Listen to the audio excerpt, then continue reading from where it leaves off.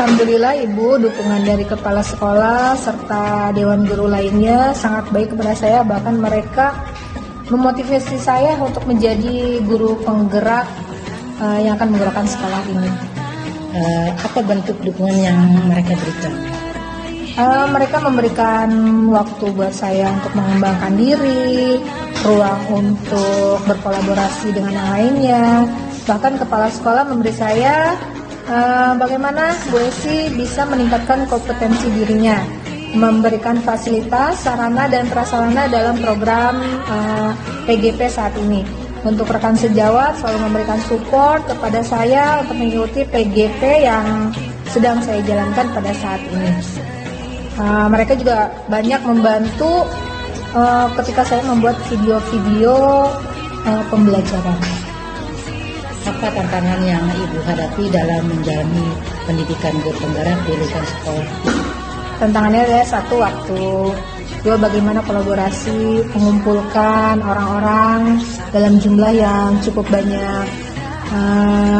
Misalnya kalau dalam menjalin kolaborasi yang baik dari elemen sekolah, bahwa menjadi guru penggerak kan banyak harus menggerakkan orang lain, sehingga kolaborasi sangatlah penting dalam PGP ini. Dari segi waktu terkadang banyak kendala, apalagi pada saat ini saya membagi waktu dengan kegiatan-kegiatan UKS, PPDB kelas 6, untuk masuk SMP negeri, serta kegiatan lainnya dalam rangka pengembangan sekolah. Apa yang Ibu lakukan untuk menghadapi tantangan tersebut? Dalam menghadapi tantangan ini, tentu saja salah satunya tadi menjalin kolaborasi ya Bu yang baik dengan strategi yang baik pula. Misalnya dengan menambah keilmuan kita atau mengupgrade diri kita sehingga mereka juga dapat menerima apa yang sudah kita pelajari. Dalam segi waktu, ya hendaknya saya menyadari diri, punya skala prioritas dalam manajemen waktu, sehingga mampu membagi waktu mana yang harus didahulukan gitu ya. Itu yang tantangan yang saya hadapi. Adakah rencana Ibu ke depannya sehingga kegiatan ini dapat berjalan dengan maksimal? Ada sih Bu, untuk memastikan kegiatan pendidikan guru penggerak agar berjalan maksimal, ada beberapa rencana yang saya pikirkan. Yaitu yang pertama adalah peningkatan kesadaran dan pelatihan. Misalnya saya melakukan kampanye kesadaran tentang pentingnya penilaian proses pembelajaran di kelas, menyelenggarakan pelatihan, workshop, bagaimana melaksanakan penilaian awal. Lalu yang kedua adalah penyediaan sumber daya Bu. Kegiatan ini agar berjalan maksimal karena sumber daya yang baik menurut saya nanti untuk mengembangkan sekolah kita menjadi lebih baik itu mudah karena punya sumber daya dan potensi diri. Yang ketiga adalah kolaborasi dan pertukaran pengalaman. Mendorong kolaborasi untuk guru saling berbagi pengalaman, strategi dan praktik terbaik dengan penilaian awal. Juga mengadakan forum diskusi, pertemuan rutin dengan guru dan rekan sejawat. Setelah saya mempelajari modul-modul yang ada di LMS bersama fasilitator dan pengajar praktik, banyak ilmu yang sudah saya dapatkan. Misalnya di 1.1 bahwa saya belajar setiap anak berhak mendapatkan pendidikan menurut Ki Hajar Dewantara, bahwa menekankan setiap anak memiliki hak untuk mendapatkan pendidikan yang berkualitas. Pendidikan adalah hak asasi setiap manusia Ibu. Setiap anak memiliki kewajibannya untuk belajar. Dan di mana di modul 1.1 saya menyadari bahwa pembelajaran adalah berpusat pada murid atau student oriented.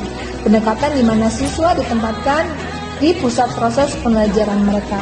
Dalam konteks ini, guru tidak hanya sebagai pengetahuan, tetapi juga sebagai fasilitator yang membantu siswa mengkonstruksi pengetahuan mereka sendiri. Di modul 1.2, saya belajar nilai dan peran guru penggerak. Di antaranya adalah mendorong inovasi perubahan yang ada di sekolah, menjadi pemimpin dalam pembelajaran ke arah yang lebih profesional. mengelola sumber daya yang ada di sekolah kita. Itu nilai dan peran guru, bahkan menjadi mentor, membimbing bagi guru yang lain, serta bagaimana kita bisa menggalang kolaborasi dari rekan-rekan sejawat, elemen-elemen yang ada di sekolah kita, baik dari kepala sekolah, guru teman sejawat, pegawai TU, bahkan sampai OB yang ada di sekolah kita, bagaimana kita menjalin keterkaitan kolaborasi dengan mereka. Apa yang sudah diimplementasikan di kelas dan berikan beberapa contohnya. Yang sudah saya implementasikan di kelas, yaitu saya menjadi pemimpin pembelajaran, yaitu mengadopsi pendekatan pembelajaran berpusat pada siswa di kelas saya, memberikan kesempatan kepada siswa untuk aktif berpartisipasi dalam proses pembelajaran.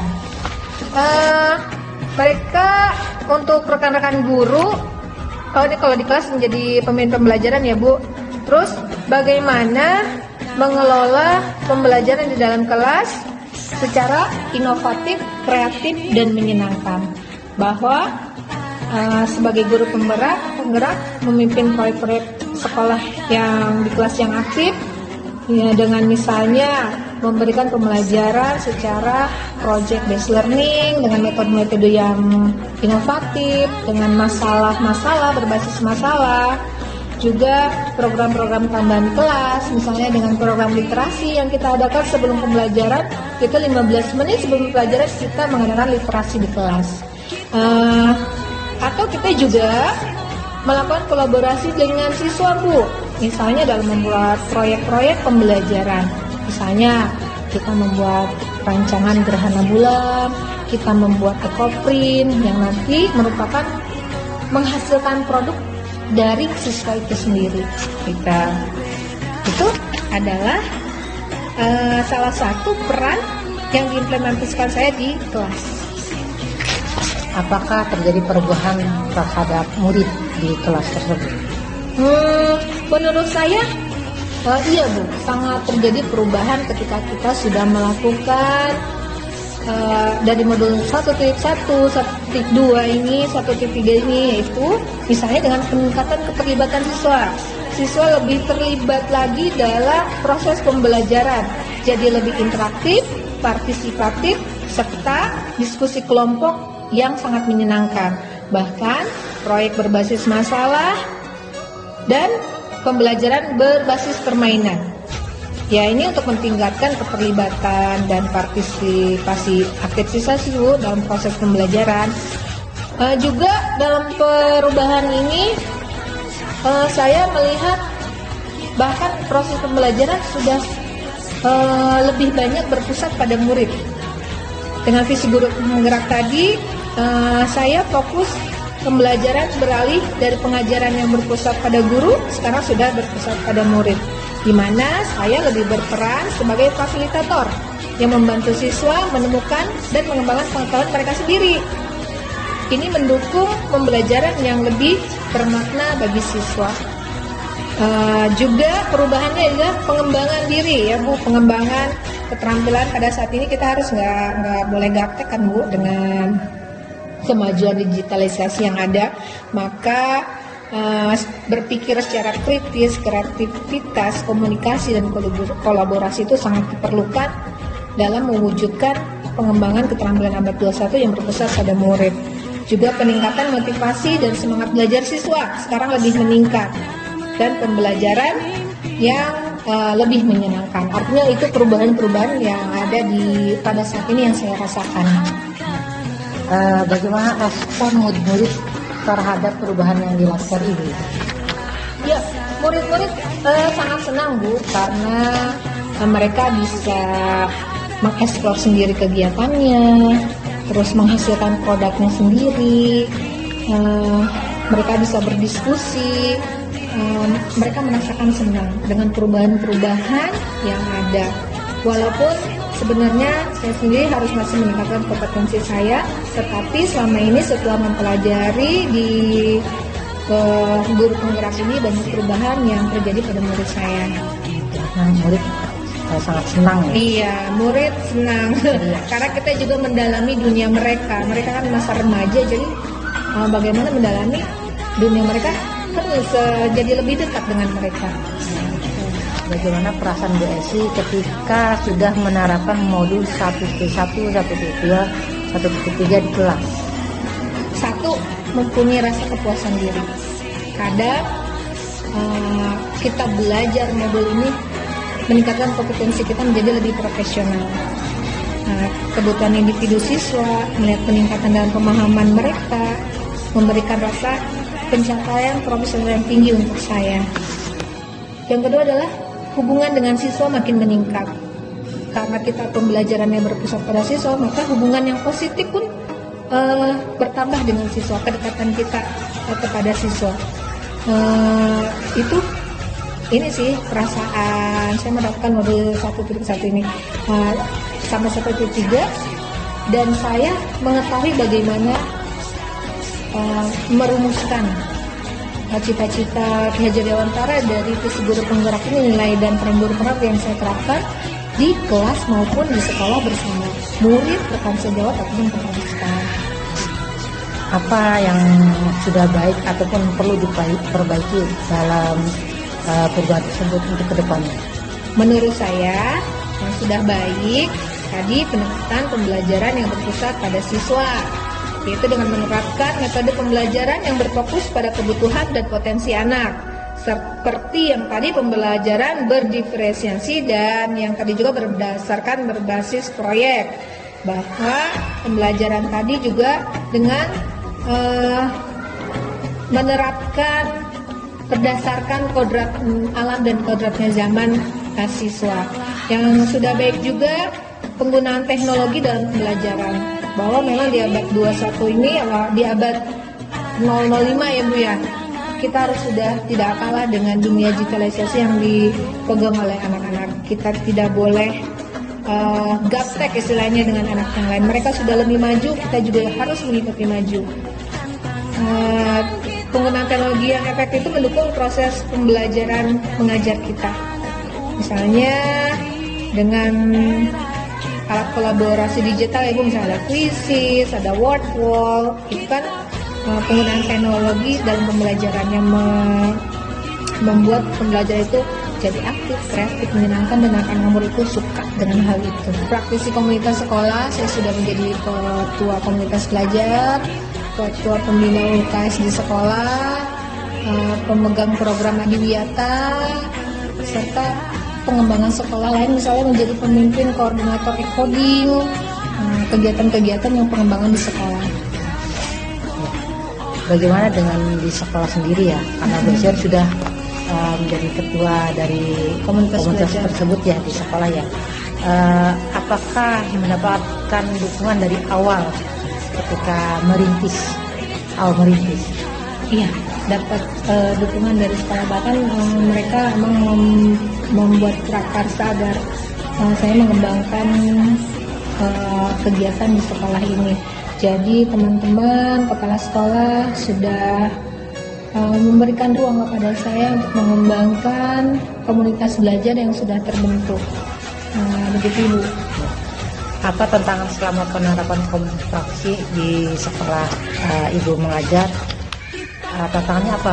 Misalkan Bu Esi tadi tentang Adiwiyata ataupun UKS ataupun tadi apa ya komunitas praksinya. Nah iya, tantangannya itu apa dan cara mengatasinya bagaimana? Tantangannya satu adalah pasti berkolaborasi dengan teman-teman yang lain. Bagaimana cara mengumpulkan mereka, memberikan edukasi kepada mereka bahwa sekolah ini harus dikembangkan dengan seperti apa. Pastikan melalui strategi-strategi yang kita punya. Tantangan lain adalah kita harus memimpin orang yang lebih senior. Bagaimana cara pendekatan kepada orang yang lebih senior yang sudah bekerja lama, mereka sudah punya pengetahuan lebih. Bagaimana cara saya menyampaikan bahwa sekolah ini maju dengan cara apa? Pasti dengan cara-cara yang bijaksana, tidak dengan cara yang arogan. Itu menurut saya perlu teknik-teknik tertentu. Bahkan dengan rekan sejawat yang lebih muda pun, itu tantangan buat saya bagaimana menggerakkan mereka untuk maju atau memajukan sekolah ini sesuai dengan dimensi profil pelajar Pancasila yang saya pelajari pada saat ini.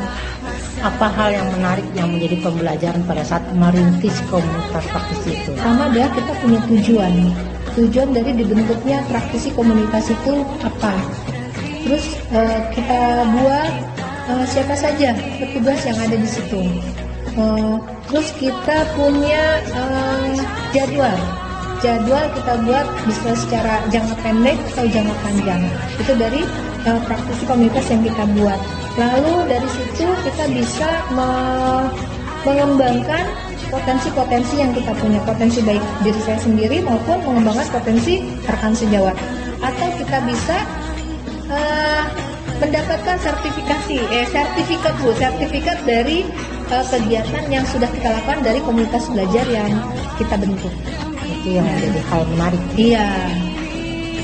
Strategi apa yang dipakai pada saat BSI merintis komunitas tersebut? Strateginya tadi di tujuan utama komunitas praktisi ya Bu, yaitu pengembangan keterampilan pengajaran, inovasi kurikulum, bahkan teknologi pendidikan, dan pengembangan kreativitas diri. Mungkin melalui strategi pendekatan atau kolaborasi ataupun nanti kolaborasi juga ada di situ. Terus bagaimana dengan kolaborasi itu kita mengembangkan visi bersama, melibatkan semua anggota komunitas yang pastinya Bu tadi dengan berkolaborasi. Terus mendefinisikan visi dan misi komunitas agar kita bisa memiliki rasa komitmen. Terus merekrut guru-guru yang berpengalaman. Terus berdiskusi baik dari kelompok kecil maupun kelompok besar, menetapkan peran dan tanggung jawab kita. Apa rencana yang akan Ibu lakukan pada saat membentuk komunitas praktisi tersebut demi meningkatkan hasil belajar murid? Rencananya satu, membuat bahan ajar yang inovatif, kreatif, dan menyenangkan. Yang kedua adalah meningkatkan komunikasi baik dari orang tua, rekan sejawat, kepala sekolah, komunitas praktisi lain, dan bagaimana mereka mendukung pembelajaran anak-anak mereka baik di rumah maupun di sekolah. Assalamualaikum warahmatullahi wabarakatuh. Waalaikumsalam. Alhamdulillahirrahmanirrahim. Rabbihi nasta'in ala umuril wadin. Wassalatu wassalamu ala asrafil anbiya wal mursalin wa ala alihi washabihi ajmain.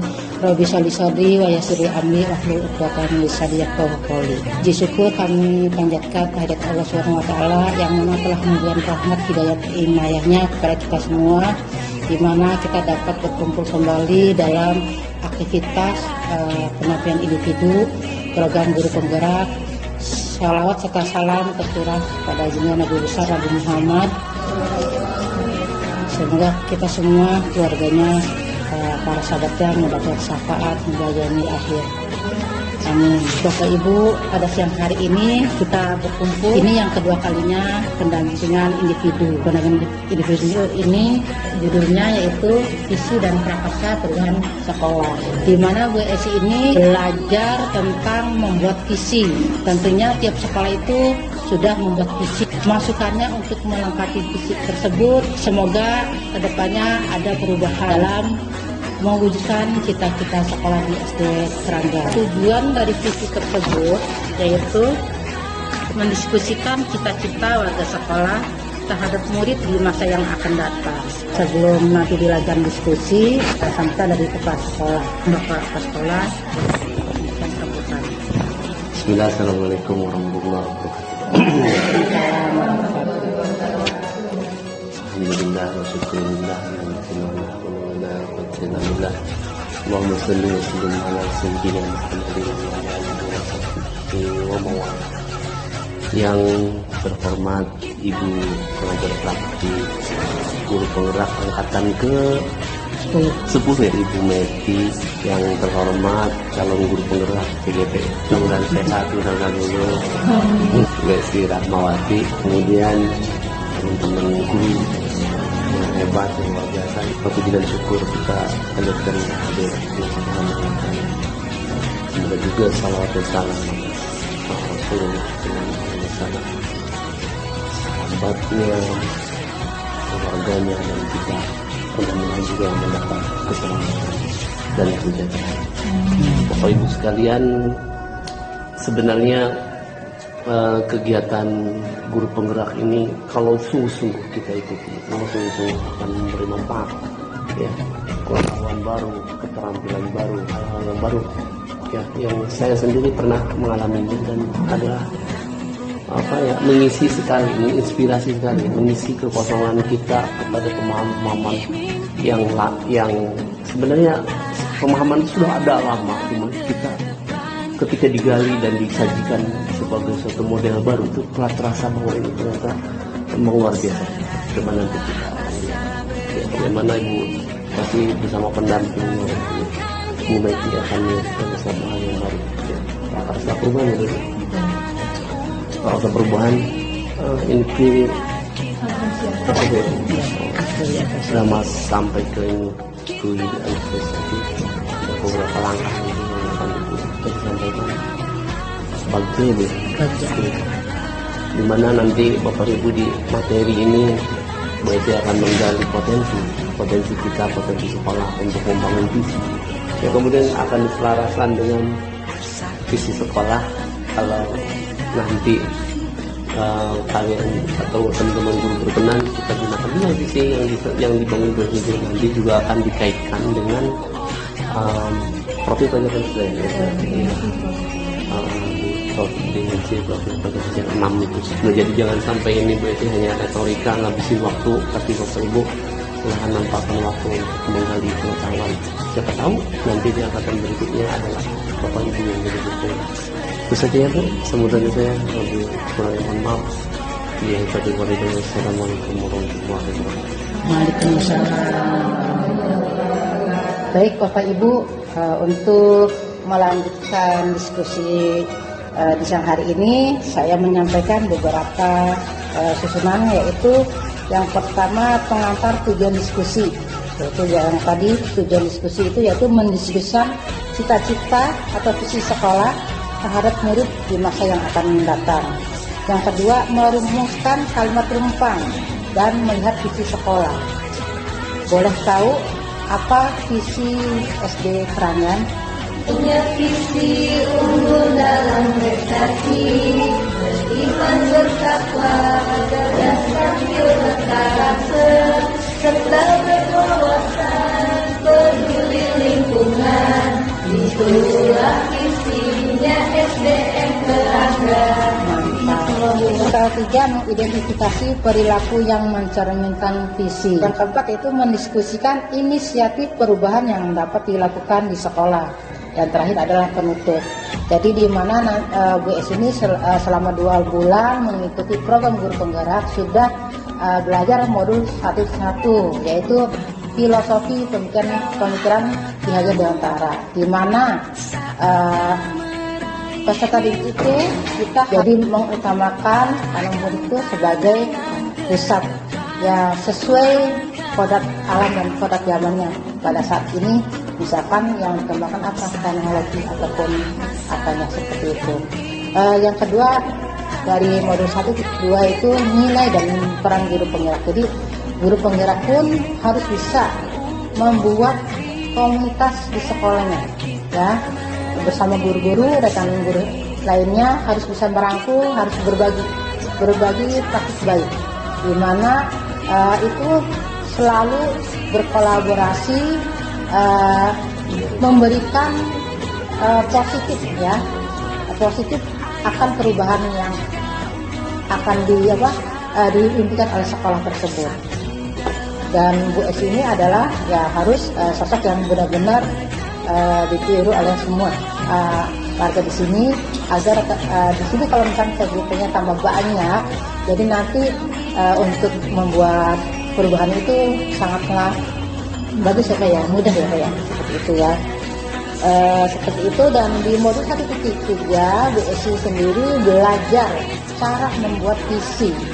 Salah satu kecilnya itu membuat visi diri. Apa sih visi dari BSI buat itu?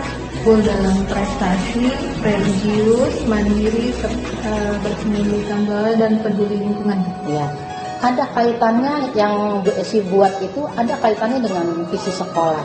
Tentunya itu pun harus kolaborasi dengan rekan sejawat dan harus memberikan masukan untuk melengkapi.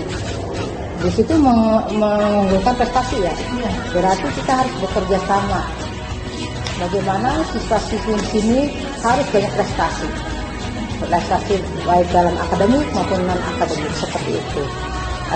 Maka akan tercapailah suatu visi seperti itu. Jika visi itu belum tercapai dari 5 tahun atau 10 tahun, berarti harus ada yang dirubah karena harus ada perubahan yang tentunya dalam membuat visi itu seperti itu.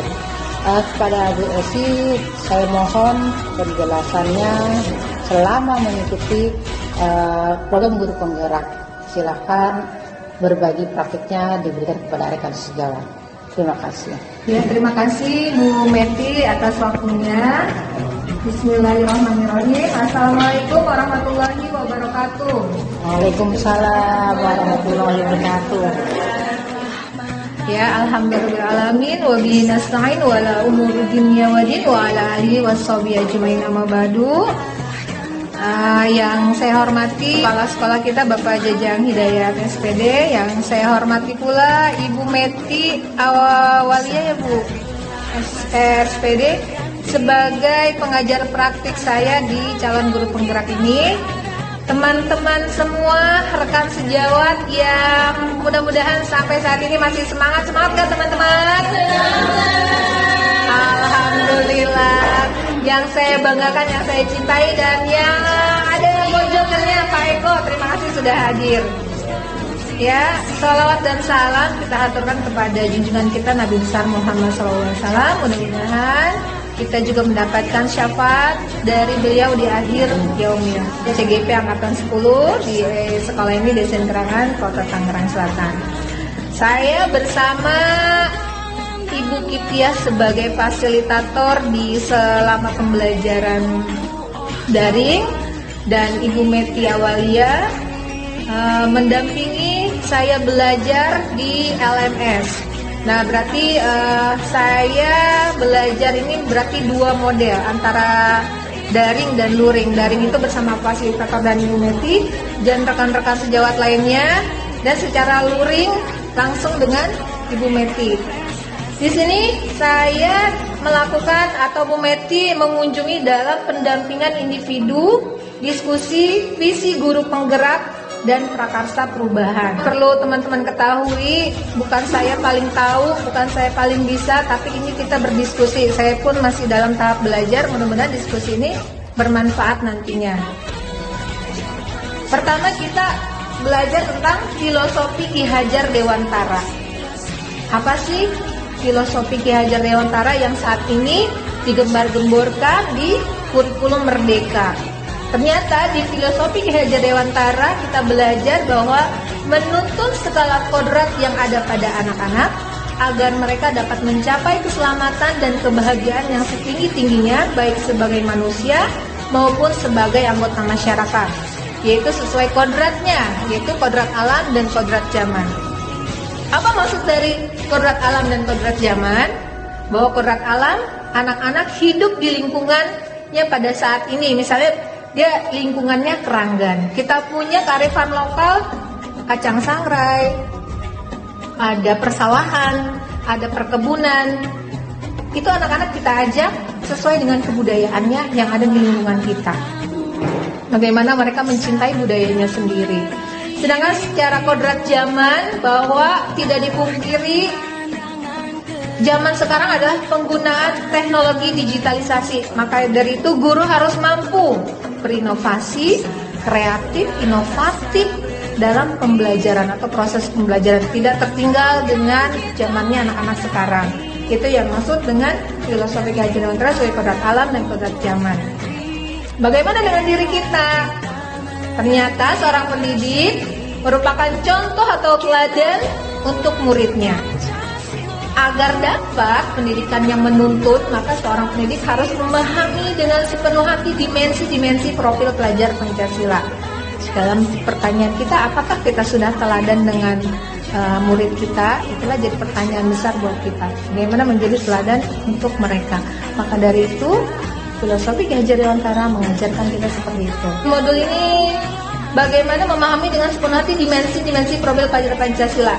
Kita sudah tahu profil pelajar Pancasila. Teman-teman, apa aja sih profil pelajar Pancasila? Baca dong bareng. 1, 2, 3. Beriman, berkebinekaan global, mandiri, bergotong royong, bernalar kritis, dan kreatif. Ini adalah dimensi-dimensi dari profil pelajar Pancasila. Ayo. Pancasila beriman dan bertakwa pada Tuhan Yang Esa dan berakhlak mulia, berkebinekaan global, gotong royong mandiri, kreatif dan bernalar kritis. Nah, dalam profil pelajar Pancasila tersebut dapat terwujud jika seorang guru memiliki visi untuk menciptakan perubahan ke arah yang lebih baik di lingkungan sekolahnya. Agar dapat menciptakan visi yang berpihak pada murid, maka dapat menggunakan pendekatan inquiry apresiatif. Nah, tadi yang Bapak Kepala Sekolah sampaikan, beliau juga sudah pernah ikut guru penggerak. Ternyata kita membuat visi ada pendekatannya, yaitu inquiry apresiatif. Apa itu inquiry apresiatif? Sari baca, ada kelihatan nggak? Coba. Inquiry apresiatif adalah mengidentifikasi hal baik yang dibawa ada di sekolah dan mencari cara bagaimana hal tersebut dapat dipertahankan dan memunculkan strategi untuk mewujudkan perubahan ke arah yang lebih baik. Ya, betul. Jadi tahapan inquiry itu adalah mengidentifikasi hal-hal yang baik yang sudah ada di sekolah tadi. Jadi hal yang baik yang kita gali, bukan hal-hal yang buruk. Terkadang untuk menentukan visi, waktu dulu ya, yang belum kita bisa itu apa? Dulu tuh gitu. Yang belum kita bisa di sekolah ini, misalnya kita belum berprestasi, Bu, maka itu yang digali. Padahal sesungguhnya ketika saya belajar ini, justru kelebihan-kelebihan, potensi-potensi yang ada di sekolah yang kita gali. Itu inquiry apresiatif. Dari inquiry apresiatif ini kita menemukan pendekatan suatu langkah yang dilakukan inquiry apresiatif. Langkah-langkah itu disebut adalah penerapan metode Bagja. Bagja bagi saya adalah hal yang baru. Bagi teman-teman mungkin juga hal yang baru. Tetapi kita sedikit sharing apa Bagja itu, gitu ya. Dari tahapan Bagja ini kita tahu B adalah buat pertanyaan utama.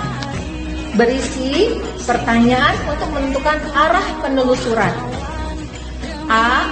Ambil pelajaran. Membantu bagaimana pengalaman positif dari individu, kelompok atau komunitas lain yang akan dijadikan pembelajaran. Nanti di slide berikutnya kita ambil contohnya ya. Ini penjelasan. G adalah gali mimpi. Berupa narasi keadaan ideal jika prakarsa perubahan telah terwujud. J. Jabarkan rencana. Mengidentifikasi tindakan-tindakan yang akan dilakukan. A. Atur eksekusi. Membantu transformasi rencana menjadi nyata. Nah, ini sebenarnya ada kanvas Bagjanya. Nanti kita lihat di sini kanvas Bagjanya seperti apa. Maka saya sebagai guru penggerak mempunyai visi guru penggerak. Visi saya setelah melalui tahap Bagja yaitu mewujudkan peserta didik yang religius, mandiri, unggul dalam prestasi, berwawasan global dan peduli lingkungan. Di mana menetapkan visi ini harus mempunyai atau berdasarkan dimensi profil pelajar Pancasila. Misalnya, tadi kita religius ya, religius sudah masuk ke beriman dan bertakwa terhadap Tuhan Yang Maha Esa dan berakhlak mulia. Mandiri ada ya, mandiri di dimensi profil pelajar Pancasila. Unggul dalam prestasi, masuknya bisa ke kemana? Mandirinya anak-anak ya. Nanti kan dia dengan mandiri menimbulkan dia berprestasi. Berwawasan global, bernalar kritis ada di situ di dimensi profil tadi dan peduli lingkungan. Peduli lingkungan juga ya ada mandirinya, ada gotong royongnya. Dari visi ini saya mengambil prakarsa perubahan di dimensi pada peduli lingkungan, karena saya Bu sebagai pembina UKS juga bersama teman-teman sekolah kita adalah Adiwiyata, maka saya menggali potensi-potensi di peduli lingkungan.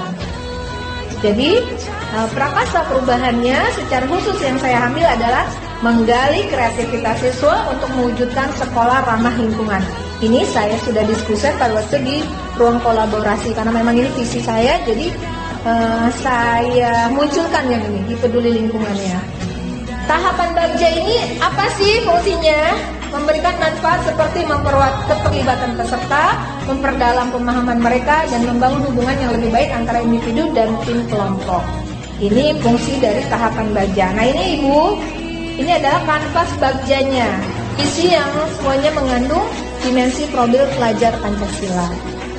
Begitu teman-teman, semoga penjelasan saya bisa bermanfaat bagi kalian dan sekolah kita. Semoga kita tergerak, lekas bergerak, dan mari menggerakkan. Terima kasih. Wassalamualaikum warahmatullahi wabarakatuh.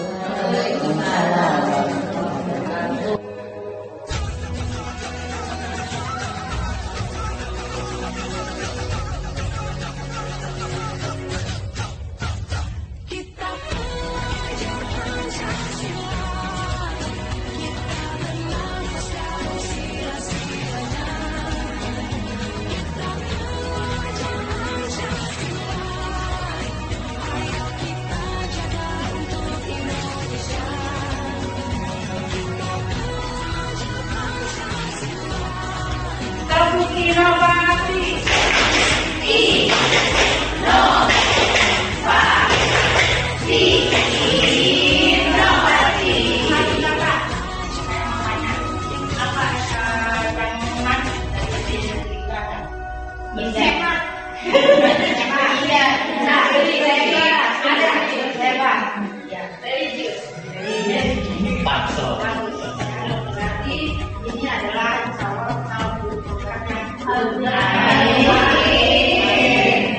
Silakan Bu Esi menyampaikan dari kegiatan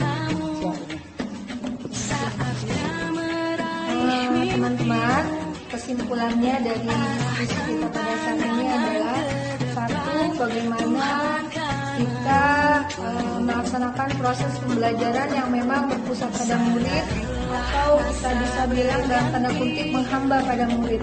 Itu yang sesuai dengan filosofi Ki Hajar Dewantara.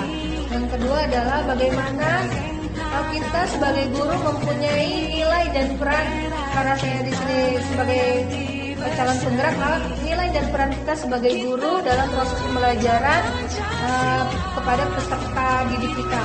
Yang ketiga adalah dalam diskusi ini tadi kita sudah berdiskusi bahwa bagaimana merumuskan visi di sekolah kita, bahkan visi yang ada di dalam guru penggerak menjadi visi yang dipakai di sekolah yang nantinya akan menuju perubahan-perubahan baru yang lebih baik.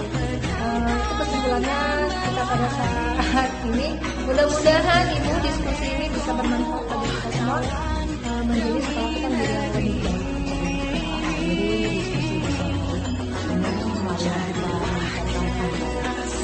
Alhamdulillah.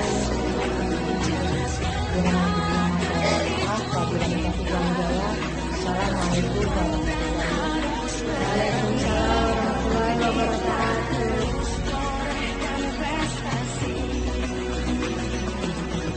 Yang menarik adalah hari ini saya dapat berdiskusi baik dengan Ibu PP, Bu Meti, dengan rekan lainnya, serta dukungan dari kepala sekolah.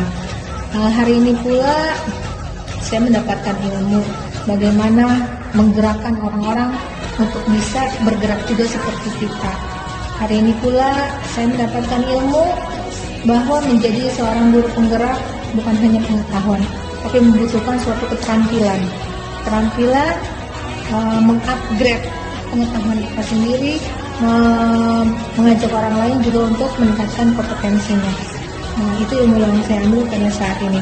Juga bagaimana kita menerapkan visi guru penggerak pada saat ini, yang saya berharap visi saya juga nanti juga akan terpakai pada perumusan visi di sekolah bersama kepala sekolah, komite, guru yang lainnya. Itu harapan saya saat ini. Apa yang sudah baik dari pendampingan ini atau pendampingan ini perlu diperbaiki menurut Bu Esi? Sudah baik sih Bu. Yang sudah baik misalnya hubungan yang positif ya Bu, antara saya dengan PP, dengan rekan sejawat, bahkan dengan yang lainnya. Terciptanya hubungan yang baik, suportif antara pendamping, ibu dengan saya, calon guru penggerak. Juga dapat terciptanya lingkungan yang kondusif untuk belajar dan berkembang. Yang positif juga saya dapat merefleksikan diri untuk mengidentifikasi pembelajaran dan pengalaman mengajar saya sendiri. Juga bagaimana penggunaan berbagai metode dan alat dan pendampingan ini, serta bagaimana cara mengobservasi kelas, diskusi, dan bahkan penggunaan teknologi. Nah, itu yang sudah baik, yang perlu dibaiki menurut saya. Pastinya perlu penguatan dari kapasitas pendamping. Kita selalu harus diberikan penguatan. Kadang semangatnya seorang itu kadang ada di atas, kadang ada di bawah. Terus frekuensi dan konsistensi pendamping agar calon guru penggerak mendapatkan dukungan yang kontinu dan tidak merasa terabaikan. Itu saja sih yang perlu saling kita perbaiki aja. Terima kasih Bu Esi atas semangatnya dan sudah menggerakkan rekan-rekan sejawat untuk ikut berdiskusi pada siang hari ini. Bahkan banyak melebihi dari 5 orang ya, itu sudah bagus ya. Dan tetap jaga kesehatan, amin. Tetap selalu semangat karena pada dasarnya jika kita mau berubah menjadi seseorang yang sukses profesional itu ada pada diri kita. Maka setiap kita lelah sedikit boleh kita beristirahat, tapi tetap kita kembali ke semangat lagi. Siap-siap. Apalagi perjalanan kita masih panjang ya, jadi terus selalu berpikir positif dan selalu menjaga pola makan. Amin, siap, insya Allah dilaksanakan. Saya juga berterima kasih pada Bapak Kepala Sekolah dan rekan guru, sampaikan salam saya kepada beliau yang sudah mengizinkan saya untuk melakukan pendampingan. Saya diterima dengan baik dan antusias dari rekan guru sejawat ini menurut saya terharu. Mereka juga ingin belajar bagaimana cara membuat visi tersebut, dan semoga Bu Esi sendiri dapat menularkannya, mengimplementasikannya kepada sekolah dan kepada rekan guru, karena kedepannya pasti visi sekolah juga akan mengalami perubahan.